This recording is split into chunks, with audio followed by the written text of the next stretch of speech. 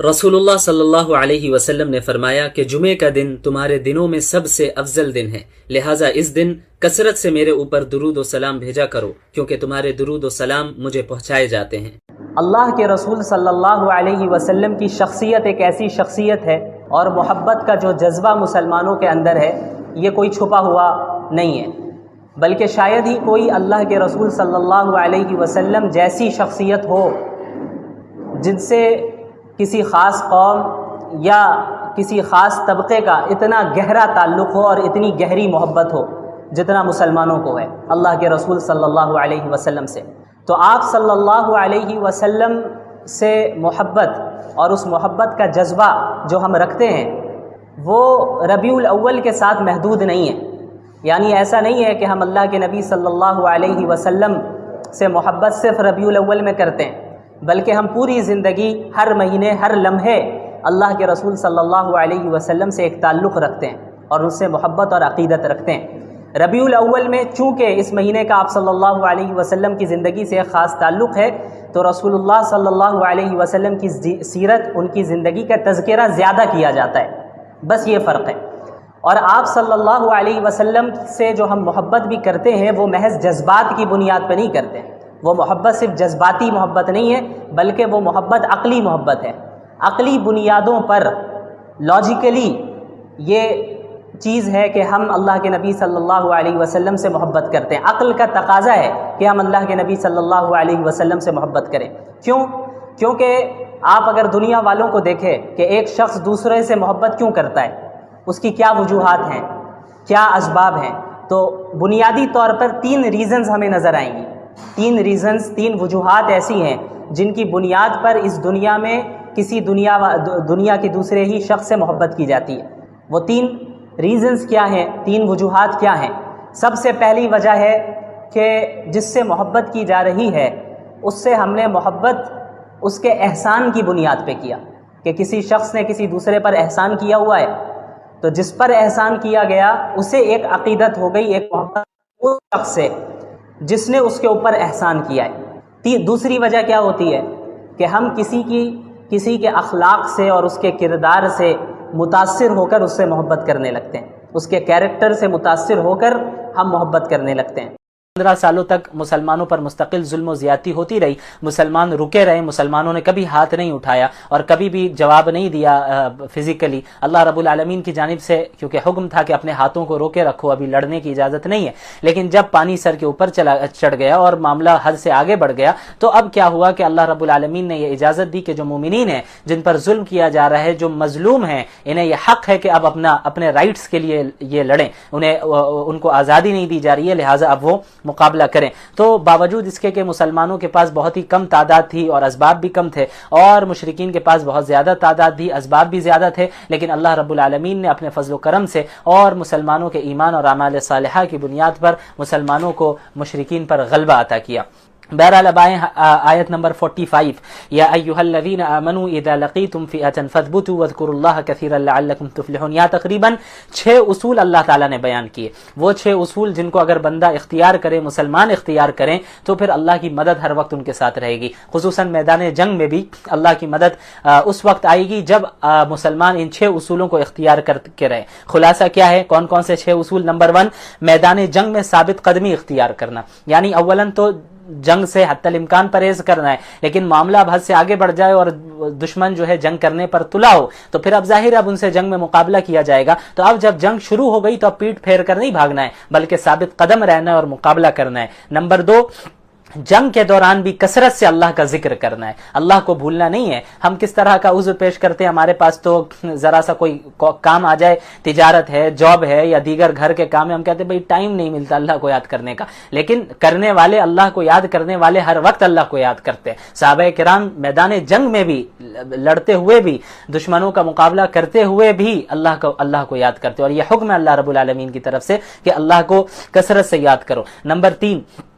اللہ اور اس کے رسول کی اطاعت کرنا، یعنی فالو کرنا انہیں اوبے کرنا، اللہ اور اس کے رسول کی مخالفت نہیں کرنا۔ نمبر 4، آپس کے اختلاف سے پرہیز کرنا، یعنی تمہارے اندر یونٹی ہونی چاہیے، تمہارے اندر اتحاد ہونا چاہیے، تم آپس میں لڑائی جھگڑے نہ کرنا اور آپس میں فرقوں میں نہ بٹ جانا۔ اور نمبر 5، اگر جنگ میں ناموافق حالات آئیں تو صبر کرنا، یعنی جنگ میں ہو تو ظاہر ہے تکلیف پہنچے یا کچھ ایسے حالات آ جائیں کہ بظاہر ایسا لگے کہ بھئی ہمیں نقصان زیادہ پہنچ رہا ہے، تو صبر سے کام لینا، اللہ پر توکل اور صبر کرتے رہنا۔ نمبر 6، کفار کی طرح تکبر اور ریاکاری کے لیے گھروں سے نہ نکلنا، یعنی اگر تم اللہ کے لیے جنگ بھی کر رہے ہو اور تم اپنے ظلم سے بچنے کے لیے، اپنی رائٹس کو لینے کے لیے جو جنگ بھی کر رہے ہو، اس میں بھی ریاکاری نہیں ہونی چاہیے بلکہ اللہ کی رضا مقصود ہونی چاہیے۔ تو ان 6 اصول کو اگر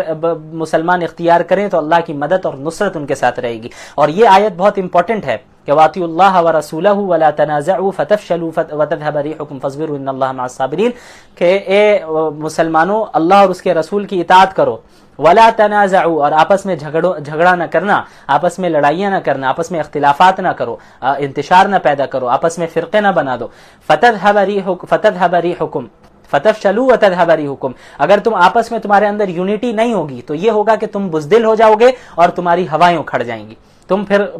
باطل طاقت کے سامنے جم نہیں پاؤ گے، ٹک نہیں پاؤ گے۔ لہٰذا ہمیں اللہ کے رسول اور اللہ تعالیٰ کی اطاعت اور اس کے علاوہ اتحاد، یہ 2 ایسی چیزیں ہیں جو بہت امپورٹنٹ ہے۔ یونٹی بھی قائم کیا جائے اور اس کے علاوہ اللہ اور اس کے رسول کی اطاعت بھی اپنی زندگی میں آئے تو پھر اللہ کی مدد و نصرت رہتی ہے۔ اس کے بعد اللہ تعالیٰ نے فرمایا آیت نمبر 60 میں وَأَعِدُّوا لَهُم مَّا اسْتَطَعْتُم مِّن قُوَّةٍ، کہ تم دشمنوں کے مقابلے میں جتنی بھی تمہارے پاس قوت ہے اس کی تیاری کیا کرو، یعنی ایسا نہ ہو کہ جب اچانک دشمن تم پر حملہ کر دے تو تمہاری تیاری ہی نہ ہو اور تم صرف مار کھاؤ اور پٹو، ایسا نہیں ہونا چاہیے، بلکہ تم پہلے سے تیار رہو۔ ہاں، تمہیں خواہ کسی پہ حملہ نہیں کرنا ہے کیونکہ اسلام ایک امن کا مذہب ہے، امن و امان عام کرتا ہے اسلام۔ ہاں، لیکن اس کا ہرگز یہ مطلب نہیں ہے کہ اگر کوئی دشمن آپ پر حملہ کر رہا ہے تو آپ پہلے سے چوکنا نہیں رہے، آپ کو پہلے سے تیاری کر کے رکھنی ہے، مسلمانوں کو پہلے سے تیاری کر کے رکھنی ہے کہ اگر اچانک دشمنوں کی طرف سے کبھی حملہ ہوتا ہے تو ہم بھی زبردست طریقے سے مقابلہ کر سکے، تو یہ تیاری بہت زیادہ ضروری ہے۔ اب آئیے آیت نمبر 67 میں ما كان لنبي ان يكون له اسرى حتى يثخن في الارض تريدون عرض الدنيا والله يريد الاخره۔ ہوا کیا کہ جب غزوہ بدر میں مسلمانوں کو فتح ہو گئی تو مشرکین کے بڑے بڑے سردار قتل بھی کر دیے گئے، جس میں ابو جہل بھی تھا، وہ بھی اسی میں مرا، اور اس کے بعد جنگ مکمل ہونے کے بعد مشرکین کے تقریباً 70 بڑے بڑے سرداروں کو گرفتار بھی کر لیا گیا، ظاہر ہے قیدی بنا دیا گیا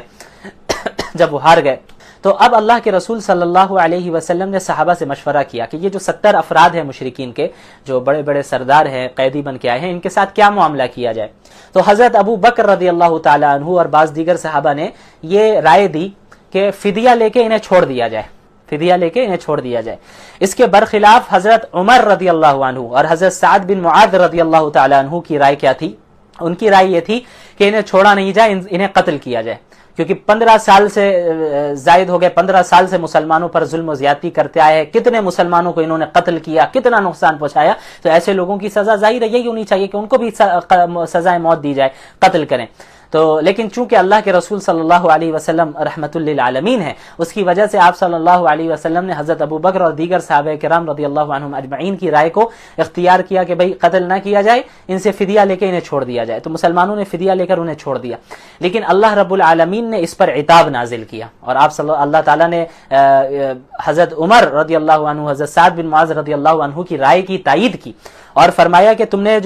جن لوگوں نے یہ رائے دی ہے کہ فدیہ لے کر انہیں چھوڑ دیا جائے، اگر اللہ تعالیٰ کی طرف سے پہلے کوئی حکم نازل نہ ہوا ہوتا، حکم نہ آ چکا ہوتا، تو جو فدیہ تم نے لیا ہے اس کے بدلے میں اللہ تعالیٰ تم پر سخت عذاب نازل کرتا۔ اس آیت میں بھی حضرت عمر رضی اللہ تعالی عنہ کی تائید کی گئی ہے، ان کی رائے کی۔ بہرحال اس کے بعد آیت 74 میں مہاجرین اور انصار کا ذکر ہے، والذین آمنوا وہاجروا وجاہدوا فی سبیل اللہ والذین آووا ونصروا اولئک هم المؤمنون حقا لهم مغفرۃ ورزق کریم۔ مہاجر کون ہیں؟ مہاجرین کنہیں کہتے ہیں؟ مکۃ المکرمہ سے جو حضرات اپنے دین پر عمل کرنے کے لیے وہاں کی ظلم و زیادتی سے اپنے آپ کو بچا کر چھوڑ کر اس شہر کو چھوڑ کر مدینہ المنورہ آ گئے اور پیچھے اپنے گھر بار چھوڑ دیا، اپنے خاندان کو چھوڑا، مال و جائیداد سب کچھ چھوڑ کر وہاں سے خاموشی سے نکل کر مدینہ آ گئے دین کے خاطر، تو یہ جو ادھر سے مکہ چھوڑ کر مدینہ آئے ہیں ان کو مہاجرین کہا جاتا ہے، یعنی ہجرت کرنے والے۔ انصار کنہیں کہا جاتا ہے کہ جو لوگ پہلے سے مدینۃ المنورہ میں تھے، تو اب جو مکہ سے ہجرت کر کے آئے ہیں مسلمان، تو ظاہر ہے ان کو تو کوئی ٹھکانہ دینا ہوگا، وہ مدینے میں کن کے پاس رہیں گے؟ تو مدینے میں جو لوگ تھے جنہوں نے اسلام قبول کر لیا تھا، انہوں نے ان مہاجرین کو اپنے گھروں میں جگہ دی اور انہیں پناہ دی اور ان کا تعاون کیا، تو ان کی مدد کی۔ لہٰذا مدینۃ المنورہ کے جو اصل رہنے والے مسلمان تھے جنہوں نے ہجرت کرنے والوں کی مدد کی، انہیں پناہ دی، تو انہیں انصار کہا جاتا ہے، مدد کرنے والے۔ تو مکہ سے ہجرت کرنے والے کو مہاجرین، اور مدینے میں جنہوں نے مہاجرین کا استقبال کیا، ان کی مدد کی، انہیں انصار کہا جاتا ہے۔ تو اللہ نے ان دونوں کا ذکر کیا، ان صحابہ کرام کا، اور فرمایا کہ اولئک هم المؤمنون حقا، یہی سچے مومنین ہیں اور ان کے لیے مغفرت ہے اور بہترین رزق ہے، اور ان کے لیے اللہ تعالیٰ نے ان تمام صحابہ کرام کے لیے جنت کا وعدہ کیا۔ اس کے بعد سورہ توبہ کی ابتدا ہوتی ہے۔ اس سورت کا نام سورہ توبہ کیوں ہے؟ کیونکہ اس سورت میں بعض ان مخلصین صحابہ کا ذکر ہے جو کسی وجہ سے غزوہ تبوک میں شریک نہیں ہو پائے تھے، اور اللہ رب العالمین نے پھر جو ہے پھر انہیں اس بات کا اس پر شرمندگی بھی تھی کہ وہ شریک نہیں ہو پائے، حالانکہ وہ چاہتے تو شریک ہو سکتے تھے، لیکن وہ شریک نہیں ہو پائے۔ انہیں اس بات کا اعتراف ہوا کہ مجھے چاہیے تھا کہ میں شریک ہو جاؤں، لیکن نہیں ہو پایا، تو ان صحابہ نے پھر توبہ کی، تو اللہ تعالیٰ نے ان کی توبہ کو قبول کیا۔ تو اس واقعے کا ذکر ہے اس سورت میں، اس بنیاد پہ اس سورت کو سورہ توبہ کہا جاتا ہے۔ تو اس کا جو ہے ذکر انشاءاللہ اس سورت کے آخر میں آئے گا، اور 11ویں پارے کی ابتدا میں اس کا ذکر ہوگا۔ بہرحال اس میں جو ابتدا ہوتی ہے براءۃ من اللہ ورسولہ الی الذین عاہدتم من المشرکین، یہ سورت فتح مکہ کے بعد نازل ہوئی۔ تو اب ظاہر ہے کہ اب اسلام کو اقتدار حاصل ہو گیا، اسلام کو حکومت حاصل ہو گئی، تو اب جو مشرکین ہیں جو ہر وقت ستاتے آئے، پریشان کرتے آئے، اب وہ محکوم ہو گئے، تو ان کے ساتھ اعلان کیا جا رہا ہے کہ بھائی اب آپ کے پاس یہ ہے کہ یا تو آپ اسلام میں داخل ہونا چاہے ہو جائیں، یا آپ جزیرۃ العرب سے چھوڑ کر جانا چاہیں، اس کو شہر کو، ملک کو باہر جانا چاہے، اب آپ جا سکتے ہیں۔ یعنی یہاں اب اسلامی حکومت قائم ہو گئی، اب یہاں اللہ کا نظام چلے گا، قرآن کا نظام چلے گا۔ تو اب آپ کو اسلام میں داخل ہونا ہے تو اسلام میں داخل ہو جائیں، آپ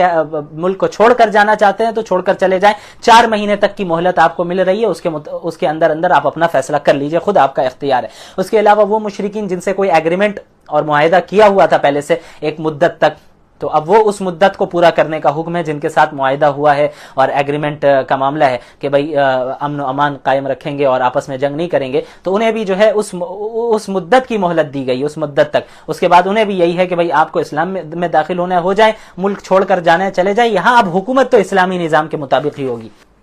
بہرحال اس کے بعد آئے آیت نمبر 17 میں سورہ توبہ کی، ما کان للمشرکین ان یعمروا مساجد اللہ شاہدین علی انفسہم بالکفر۔ اس میں ابھی مشرکین کا ذکر چلا آ رہا ہے، یہاں مشرکین کی اس بات کا ذکر ہے کہ وہ مسلمانوں پر فخر کیا کرتے تھے مسلمانوں کے سامنے کہ بھئی ہم تو حاجیوں کی خدمت کرتے ہیں، ہم حرم کی تعمیر کرتے ہیں، کعبے کی تعمیر کرتے ہیں، اس سے بہتر عمل کیا ہو سکتا ہے؟ یعنی یہ بتا رہے ہیں کہ تم تو کیا ہمیں دین کی دعوت دے رہے ہو، ہم تو خود آلریڈی اتنی اچھی خدمت کر رہے ہیں۔ تو اللہ تعالیٰ نے فرما دیا کہ بھئی یہ حاجیوں کی خدمت کرنا، زمزم پلانا، کھلانا پلانا حاجیوں کو، تعمیر کرنا حرم کی، سب اپنی جگہ پر، لیکن یہ اعمال اسی وقت قابل قبول ہوں گے جب ایمان ہوگا۔ یعنی اگر ایمان نہیں ہے تو مشرک کا کوئی عمل قابل قبول نہیں ہونے والا، چاہے جتنے بھی اخلاص کے ساتھ وہ عمل کرے، وہ غریبوں کو کھلائے، حاجیوں کو کھلائے، کعبے کی تعمیر کرے، اس سے کوئی فرق نہیں پڑنے والا ہے۔ جب تک ایمان نہ ہو تب تک کوئی عمل صالح اللہ کے نزدیک قابل قبول نہیں ہونے والا۔ اس کے بعد غزوہ حنین کا ذکر ہے۔ فتح مکہ کے بعد قبیلہ بنو حوازن نے یہ ارادہ کیا کہ اللہ کے رسول صلی اللہ علیہ وسلم اور مسلمانوں پر حملہ کیا جائے، تو آپ صلی اللہ علیہ وسلم کو خبر پہنچی، تو آپ صلی اللہ علیہ وسلم ایک بہت بڑی تعداد کو لے کر، بڑے لشکر کو لے کر آپ صلی اللہ علیہ وسلم مسلمانوں کے لشکر کو لے کر روانہ ہوتے ہیں اور حنین نامی مقام پر پہنچتے ہیں۔ ٹھیک ہے، حنین پر پہنچتے ہیں، لیکن یہ ایسی جنگ تھی غزوہ حنین جس میں مسلمانوں کی تعداد بہت زیادہ تھی، تقریباً 12 سے 14 ہزار کے قریب ان کی تعداد تھی۔ تو بعض صحابہ کرام کی زبان سے یہ بات نکل گئی کہ بھئی آج تو ہماری تعداد بہت زیادہ ہے، آج ہمیں کوئی ہرا نہیں سکتا۔ تو اللہ رب العالمین کو یہ بات پسند نہیں آئی، تو اللہ تعالیٰ نے مسلمانوں کو اس جنگ میں آزمائش میں ڈالا کہ جب مسلمان ایک تنگ وادی سے گزر رہے تھے تو یہ قبیلہ حوازن کے جو تیر انداز تھے انہوں نے ایک بار میں زبردست طریقے سے تیروں سے حملہ کیا، اور اس طرح حملہ کیا کہ مسلمانوں کی جو صفیں تھی وہ منتشر ہو گئی، مسلمان بالکل منتشر ہو گئے، اور سب ادھر ادھر بھاگنے لگ گئے کیونکہ کچھ سمجھ میں نہیں آ رہا، اچانک اس طرح حملہ ہونے لگا. تو لیکن بہرحال اللہ کے نبی صلی اللہ علیہ وسلم ثابت قدم رہے اور بعض دیگر صحابہ کرام ثابت قدم رہے، اور پھر اخیر میں حضرت عباس رضی اللہ تعالیٰ عنہ نے آواز لگائی انصار اور مہاجرین کو اور پکارا کہ رسول اللہ صلی اللہ علیہ وسلم آئے. تو دوبارہ سارے مسلمان اکٹھا ہوئے اور پھر زبردست طریقے سے ان کا مقابلہ کیا اور مسلمان اس جنگ میں بھی غالب آئے، جیت گئے. لیکن شروع میں اللہ تعالیٰ نے آزمائش میں مبتلا کیا یہ دکھانے کے لیے کہ تمہاری نظر تعداد اور اسباب کے اوپر نہ ہو. تم یہ نہ سمجھو ہمارے پاس اتنی تعداد ہے، اتنے اسباب ہے تو ہم غالب آ جائیں گے، ہمیں کوئی نہیں ہرا سکے گا. نہیں، بلکہ ہرانے اور کسی کو جتانے کا جو اختیار ہے وہ اللہ کے پاس ہے. یعنی کون غالب آئے گا، کون مغلوب ہوگا، یہ صرف اللہ کے فیصلے سے ہوگا. تو اللہ کی مدد اگر تمہارے ساتھ ہے تو تمہارے پاس اگرچہ کم ہی تعداد ہو، کم ہی اسباب ہو، جیسا کہ غزوہ بدر میں تھا، تب بھی تم غالب آؤ گے. لیکن اگر اللہ کی مدد تمہارے پاس نہیں ہے تو تمہارے پاس کتنی زیادہ طاقت کیوں نہ ہو جائے، تم مقابلہ نہیں جیت سکتے، جیسا کہ مشرکین کے ساتھ بھی ہوا. تو مسلمانوں کو اس طرف توجہ دلائی گئی کہ صرف ایک اللہ پہ بھروسہ رکھو، اسباب وغیرہ یہ سب سیکنڈری چیزیں. اس کے بعد پھر اہل کتاب کا بھی ذکر ہے کہ بھئی ان کو بھی اختیار دیا گیا کہ یا تو آپ اسلام قبول کرنا چاہتے ہیں کر لیں، چھوڑ کر جانا چاہتے ہیں جائے، اور اگر یہیں رہنا ہے اسلامی حکومت میں، اسلامی ریاست میں، تو اب چونکہ اسلامی حکومت آپ کی حفاظت کرے گی اور ہماری فوج اور مسلمان آپ کی حفاظت کریں گے، آپ کو بھی وہی حق دیا جائے گا جو مسلمانوں کا ہے، آپ کی عبادت گاہوں کو نقصان نہیں پہنچایا جائے گا، آپ کو زبردستی اسلام میں کنورٹ نہیں کیا جائے گا، آپ کو اپنے مذہب کی آزادی دی جائے گی، ساری چیزیں رہے گی، آپ کی جان اور مال کی بھی حفاظت کی جائے گی. تو جب اسلامی حکومت اتنا کرے گی تو اس کے بدلے میں آپ کو ٹیکس دینا ہوگا ہمیں، اور اسی ٹیکس کا نام جزیہ ہے. تو اگر آپ جزیہ دے کر اسلامی حکومت میں ہی رہنا چاہتے ہیں، یہیں پہ تو رہ سکتے ہیں، اور اگر نہیں رہنا چاہتے ہیں تو آپ چلے جائیں، یا اسلام قبول کرنا چاہتے ہیں تو کر لیں. بہرحال اللہ کے نبی صلی اللہ علیہ وسلم کی زندگی میں بھی وہ وہیں رہے جزیرۃ العرب میں، لیکن آخر میں پھر حضرت عمر فاروق رضی اللہ تعالی عنہ نے اہل کتاب کو جزیرہ عرب سے نکال دیا تھا، کیونکہ اللہ کے نبی صلی اللہ علیہ وسلم کا حکم تھا اخرج الیہود والنصارى من جزیرۃ العرب، کہ جزیرۃ العرب سے یہود و نصارہ کو نکال دو، کیونکہ اللہ کے نبی صلی اللہ علیہ وسلم جانتے تھے کہ یہ کیسے لوگ ہیں اور یہ کس طرح کسی جگہ پر رہ کر اور فتنہ پھیلا کر اور اس جگہ پہ زبردستی اقتدار حاصل کر لیتے ہیں. اور دیکھا گیا یہ کوئی ڈھکی چھپی بات نہیں ہے. آپ دیکھ لیں فلسطین میں کیا ہوا، ان یہودیوں کی کیا حیثیت تھی فلسطین میں، لیکن آہستہ آہستہ کر کے سازشیں کر کے کس طرح وہ آگے بڑھے یہاں تک کہ حکومت اور اقتدار انہیں حاصل ہو گیا. تو مسجد اقصی آج ہمارے کنٹرول میں 100% نہیں ہے، انہی کے کنٹرول میں ہے، سارا نظام انہی کے پاس ہے. تو ظاہر ہے یہاں رہتے تو یہاں حرمین پہ وہ قبضہ کر سکتے تھے. تو اللہ تعالیٰ نے اسی لیے اللہ کے نبی صلی اللہ علیہ وسلم نے فرمایا کہ جزیرۃ العرب سے انہیں نکال دو، یہاں مسلمان رہیں گے، وہ آباد نہیں ہونے چاہیے. بہرحال پھر یہود و نصارہ کے ایک برے عقیدے کی تردید کی گئی. آیت نمبر 30 میں آئیے وقالت الیہود عزیر ابن اللہ وقالت النصارى المسیح ابن اللہ، کہ یہود جیوز کہتے ہیں کہ عزیر اللہ کے بیٹے ہیں علیاذ باللہ، نصارہ کرسچنز کہتے ہیں کہ حضرت عیسیٰ اللہ کے بیٹے ہیں علیاذ باللہ. اللہ تعالیٰ نے فرمایا کہ یہ صرف ان کے منہ کی بات ہے، ایسا حقیقت میں کچھ نہیں ہے. اللہ رب العالمین کی ذات پاک ہے کہ وہ کسی کو بیٹا بنائے یا کوئی شریک رکھے. بہرحال اس کے بعد آیت نمبر 34 میں ناحق مال کھانے پر وعید ہے. یا ایھا الذین آمنوا ان کثیرا من الاحبار والرہبان لیأکلون اموال الناس بالباطل. اہل کتاب میں بھی کیا ہوتا تھا کہ بہت سے لوگ اور خصوصاً ان کے جو علماء تھے یہود و نصارہ کے، وہ پیسے لے کر رشوت لے کر اللہ کی کتاب میں اور دین میں تبدیلی کر دیا کرتے تھے اور پیسے لے کر ان لوگوں کے من کے مطابق فتوے دیا کرتے تھے. تو اللہ تعالیٰ نے اس کی تردید کی اور وہی سنائی کہ ایسے لوگوں کے لیے دردناک عذاب ہے. لہٰذا آج بھی مسلمانوں کے جو علماء ہیں اور جو اہل اقتدار ہیں انہیں بھی سمجھنا چاہیے کہ محض پیسوں کے لیے یا رشوت دیکھ کر یا دنیاوی چیزوں کو دیکھ کر دین میں کوئی کمپرومائز نہ کرے. ایسا نہ کر بیٹھے کہ بھئی آپ اپنے من چاہے فتوے دے رہے ہیں اور آپ کسی کو خوش کرنے کے لیے کوئی بات بتا رہے ہیں اور اسے اسلام کا لبادہ پہنا دیں. یہ بات صحیح نہیں ہے، اس کا عذاب بہت سخت ہونے والا ہے. اس کے بعد آیت نمبر 38 سے لے کر تقریباً سورت کے اخیر تک غزوہ تبوک کا ذکر ہے. غزوہ تبوک سن 9 ہجری میں یہ غزوہ اور یہ غزوہ پیش آیا. یہ کس طرح اللہ کے نبی صلی اللہ علیہ وسلم جب فتح مکہ کے بعد واپس لوٹ آئے مدینہ المنورہ تو آپ صلی اللہ علیہ وسلم کو خبر پہنچی کہ جو رومی بادشاہ ہے ہرقل وہ مدینے پر زبردست حملہ کرنے کا ارادہ کر رہا ہے. تو آپ صلی اللہ علیہ وسلم نے صحابہ کو مقابلے کے لیے تیار کیا اور تقریباً 30,000 کے لشکر کو لے کر آپ صلی اللہ علیہ وسلم تبوک کی طرف روانہ ہوئے. لیکن یہ وقت بہت آزمائش کا تھا کیونکہ ایک سب سے پہلی چیز مقابلہ بھی کس سے ہو رہا ہے؟ رومن امپائر سے، رومی سلطنت سے. اور وہ اس وقت کا وہ آپ سمجھے اس وقت کی وہ سپر پاور تھی، وہ حکومت اتنی بڑی حکومت تھی. اور یہاں سے اللہ کے نبی صلی اللہ علیہ وسلم مسلمانوں کی تعداد ان کے مقابلے میں بہت کم، صرف 30,000 کی تعداد میں یہاں سے جا رہے. دوسری چیز بہت سخت گرمی کا موسم تھا اور کھجوریں بالکل پک چکی تھیں، یعنی اب کھجوروں کو توڑنے کا اور اتارنے کا وقت تھا، اور اسی پر ان کے پورے سال کا سمجھے آپ کے گزر بسر کا معاملہ تھا انہی کھجوروں پر، لیکن انہیں چھوڑ کر انہیں جنگ کے لیے جانا پڑ رہا تھا، گرمی سخت بہت زیادہ، اور حالت یہ کہ بھائی اسباب بھی کم، سواری بہت کم، لوگوں کو جو ہے باری باری ایک ایک اونٹ پر بیٹھنا پڑ رہا تھا، اتنے اسباب کم ہونے کے باوجود بڑی مشقت کے ساتھ جو ہے صحابہ کرام روانہ ہوئے اللہ کے نبی صلی اللہ علیہ وسلم کے ساتھ، ان حضرات نے پیش قدمی کی، لیکن جب ہرقل کو رومی سلطنت کو معلوم چلا کہ اللہ کے نبی صلی اللہ علیہ وسلم 30,000 کے لشکر کو لے کر ہمارے طرف آ رہے ہیں اور مقابلہ کرنے کے ارادے سے آ رہے ہیں، تو ان لوگوں نے لڑنے کا ارادہ ترک کر دیا، ان پہ رعب پڑا اللہ کے نبی صلی اللہ علیہ وسلم کا اور مسلمانوں کا، تو انہوں نے لڑنے کا ارادہ ترک کر دیا، لہٰذا غزوہ تبوک میں یہاں پر جنگ کرنے کی نوبت نہیں آئی۔ اچھا، اب یہاں سے کئی آیتوں میں منافقین کا ذکر ہے، ان کے نفاق کا، ان کے جھوٹ کا، اور کس طرح وہ جو ہے بہانہ بناتے تھے اللہ کے نبی صلی اللہ علیہ وسلم کے پاس کہ یا رسول اللہ ہم جنگ میں نہیں جا سکتے چونکہ یہ معاملہ ہے یا وہ معاملہ ہے، خامخواہ جھوٹے عذر پیش کرتے تاکہ انہیں جانا نہ پڑے، تو ان کا ذکر ہے، اور مسلمانوں کا کس طرح مذاق اڑاتے، ان سے کس طرح دشمنی کرتے، حسد کرتے، ان کے خلاف سازشیں کرتے، ان کا بیان ہے۔ اور اس کے بعد پھر آیت نمبر 40 میں یہاں پہ اللہ کے نبی صلی اللہ علیہ وسلم کے جو سب سے قریبی صحابی تھے حضرت ابو بکر رضی اللہ تعالیٰ عنہ، ان کی صحابیت کا ذکر ہے، اذ یقول لصاحبہ لا تحزن ان اللہ معنا۔ ہجرت جب کر رہے تھے آپ صلی اللہ علیہ وسلم تو حضرت ابو بکر ساتھ میں تھے، تو ہوا یہ کہ غار ثور میں 3 دنوں تک آپ صلی اللہ علیہ وسلم روپوش رہے، وہاں پر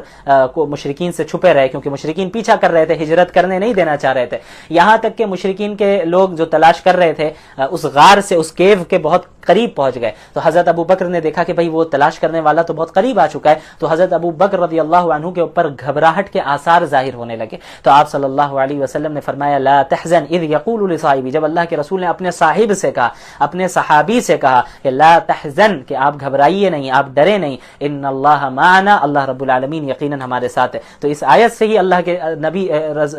یہ حضرت ابو بکر رضی اللہ عنہ کی صحابیت کی سب سے بڑی دلیل یہی آیت ہے کہ قرآن کریم ان کی صحابیت کی گواہی دے رہا ہے۔ بعض وہ لوگ جو حضرت ابو بکر پر طعن و تشنیع کرتے ہیں، انہیں صحابی نہیں تسلیم کرتے، وہ اس قرآنی آیت کا انکار کر رہے ہیں۔ بہرحال اب آئیں آیت نمبر 60 میں، اس میں مصارف زکوٰۃ کا ذکر ہے کہ زکوٰۃ کو کن کن مصرف میں استعمال کیا جا سکتا ہے، خرچ کیا جا سکتا ہے۔ انما الصدقات للفقراء والمساکین والعاملین علیہا والمؤلفۃ قلوبهم وفی الرقاب والغارمین وفی سبیل اللہ وابن السبیل فریضۃ من اللہ واللہ علیم حکیم۔ سب سے پہلے جو جن پر زکوٰۃ کا مال لگایا جا سکتا ہے وہ فقراء ہیں اور پھر مساکین ہیں۔ فقیر اور مسکین میں کچھ فرق ہوتا ہے۔ فقیر کسے کہتے ہیں؟ فقیر اس شخص کو کہتے ہیں جس کے پاس کچھ بھی نہیں ہو، کچھ بھی نہیں ہو اسے فقیر کہتے ہیں۔ مسکین کسے کہتے ہیں؟ مسکین اس شخص کو کہتے ہیں کہ جس کے پاس کچھ مال تو ہے لیکن اتنے مال سے اس کی ضرورت پوری نہیں ہو پاتی ہے، تو یہ فقیر اور مسکین میں فرق ہے۔ تو فقراء پر بھی جو ہے زکوٰۃ کا مال خرچ کیا جائے گا، مسلمان فقراء پر، مسلمان مساکین پر